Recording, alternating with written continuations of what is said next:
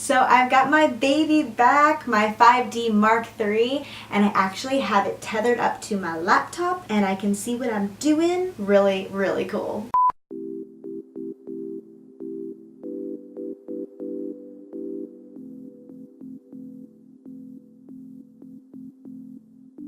Welcome to March, guys. We are in the last month of the first quarter of the year. How do you feel about that? Because I'm kind of freaking out a little bit. God. Even more important question, is a hot dog a sandwich? So February for me was very interesting. I had a lot going on, but a lot in the more social world. I did, however, kind of venture off from what I set out as my goals for the year. So I'm kind of reflecting back on February and seeing like, okay, I need to refocus here. So I'll just start with my guitar update. I practiced maybe 6 days out of the whole month, which I am so sad about. And I am so sorry for those of you who are like trying to help me along my path. I just have not had the time to devote to it this month. Some other things I was really bad about is staying hydrated, which was a huge goal of mine for this year. I hate water, and I know hate is a strong word, but I really dislike it. And I was doing so good for such a long time, and then one thing I am proud about is my Instagram page, because it's kind of my unofficial 365 where I post every day. I did miss 6 days, but that's actually pretty good for me. Recently I've been in the habit of collecting things that I find just really pretty or something that has meaning to me, and one of those things are these earrings, and I absolutely love them. I got them in Philly and they make me feel like a goddess. So I'm in love with one of the things that I got at the very beginning of the month from my friend Adar, who gave me this cute little key to add to my collection. Because I have a whole collection of old keys, new keys, and this is the perfect addition. I actually picked up myself a key, and it says independent on it, because that's what I am. It's also from Massachusetts, which is cool, I guess. Something I collected this month was a little unexpected and a little out of the ordinary. It's actually this paintbrush. And this is something I've had for a long time, but I was painting one night and I got it all messy and I just decided not to clean it because I was too tired, and it ended up like this. Do you see these grays? It's like I painted in my hair. Seriously. So the story behind it is I was having a really busy day with work and I decided I wanted to make a pot of tea. So I put my copper teapot on the stove and I left it for what I thought was going to be 5 minutes. But I ended up getting into an insanely productive mode where I just didn't come up for air for like an hour. When I went back into the kitchen, realized it had completely burnt out all of the water. The copper itself was just burnt and tarnished, and I couldn't really do anything about it because I was jumping right back into another meeting. So then the meeting lasted for like an hour, and I settled down from it. I went back into the kitchen and it kind of hit me that I was actually kind of upset about it being burnt. And I know this sounds like a small little thing I shouldn't be getting upset about, but it was a nice copper pot. And I also have had it for like 2 years and I use it all the time. And then I started painting. And the painting just made me feel 100 times better. So I ended up painting a henna flower on my armoire and I'm in love with it. It's now a part of my space. It is so important to remember that there's something good in every single day.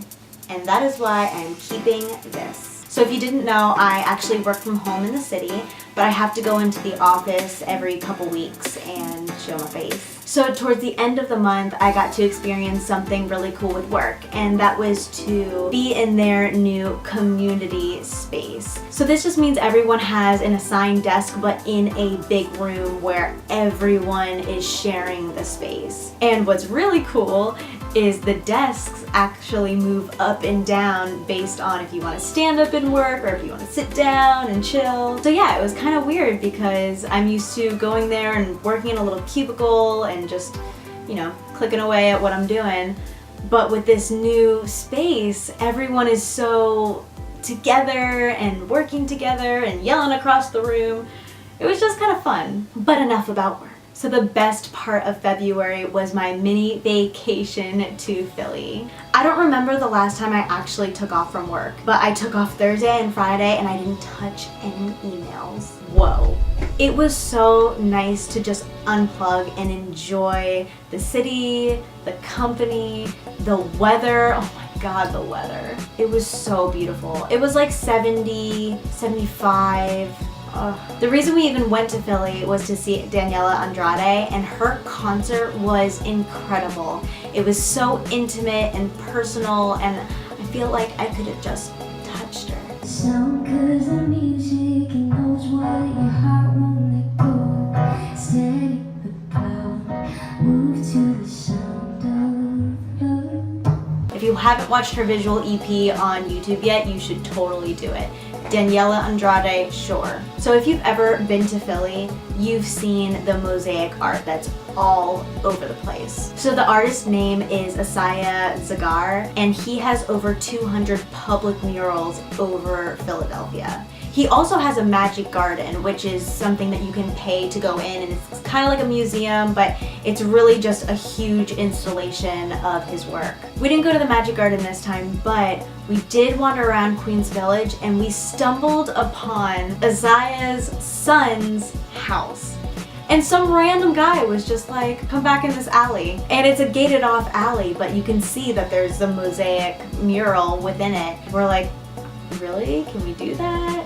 Just like peeking around the gate, and it is so gorgeous. I can't imagine just being in a backyard that is a piece of art all the time. Not only that, but even the kitchen, the living room, mosaic art everywhere. Other things that I loved is just going to all the boutiques in Queens Village, Old City, South Philly, so many boutiques. And I can't forget Freestyle Friday in South Philly. That was interesting. And taking a nap in Washington Square Park. We ended up getting sushi and sake quite a bit. I'm totally okay with it, but I think I have a problem. You wanna go get some sushi? All right, I talked about enough. Jeez. Now I'm gonna jump into my tarot card of the month. So if you watched my January vlog, you'll know that I did a reading at the end of 2016 to see what my 2017 was gonna look like. So if you wanna see last month's card and year theme, I will put the link in the description below, and I will make sure it jumps directly to that part of the video. This month I got the King of Wands, but I got it upside down. So normally when a tarot card is right side up, it has a very positive vibe about it. But when they're upside down, they tend to be a little bit more on the negative side, or a warning of sorts. So I'm gonna read what the card means in its upright position, and then I'm going to tell you what it means in the opposite. Oh, I'm reading from the Fountain Tarot. The King of Wands is a passionate leader who turns the impossible into the probable, while inspiring others to help him do it. Whether the goal is spiritual or physical, he will commit and push forward if he believes in it, motivating all those around him to act in the name of possibility. But beware, achieving the goal isn't necessarily his objective. Being in action is what thrills him, and life itself is his adventure. Man, that is such a good card if I had it that way. But no, this is what it means for me. Arrogance, immaturity, impulsiveness, and impatience. You're not my friend anymore. Nah, but really, I could definitely see how that has played into effect this month. I have made a few very impulsive decisions. I think it's okay. I've also definitely been impatient this month, and I had a lot of kind of down days, which is the first time I've had that in a while. And I think that kind of plays from that impulsiveness and that immaturity, definitely a theme. What's really funny is my year theme is the Page of Coins, which is also immaturity and impatience and impulsiveness. So Felicia, you need to slow down. So onto the elements of the card, and this is a wand card, so that means its element is fire. As you can guess, that is passion, goals and intentions, taking action, and I definitely feel like I didn't do a lot of that this month, and I just kind of need to rein it in a little bit. The King cards, they are passionate and motivational, and they are leadership as well. And I definitely hit up on the leadership this month. I actually have kind of stepped up my game into more of a leadership path in work, in my social life, in my SELP project that I'm working on, just all around feeling a lot more powerful and seeing the impact that I have on people. And I just want everyone to be the best that they could possibly be. So yeah, impulsive month, but also strong leadership. So we're getting there.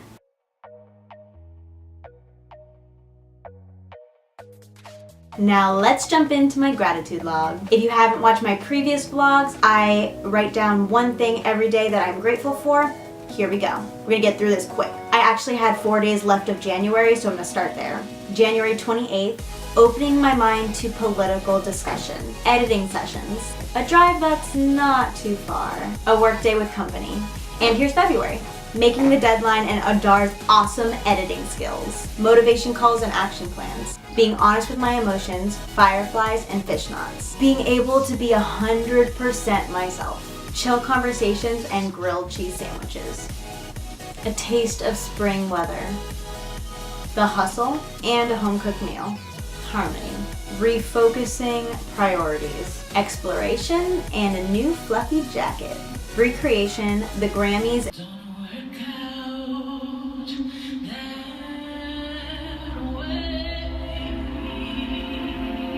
and an Israeli dinner. Unplugging and being present. A light Valentine's and pad thai. My new momentum group, being a stand for those not winning. My SELP group being whole and complete. Canva and Eventbrite. Coffee dates that aren't mine. The back room speakeasy.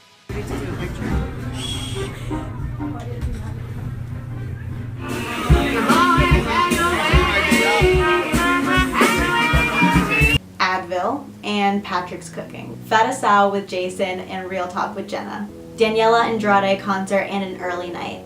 Sunbathed naps in the park and exchanging of words.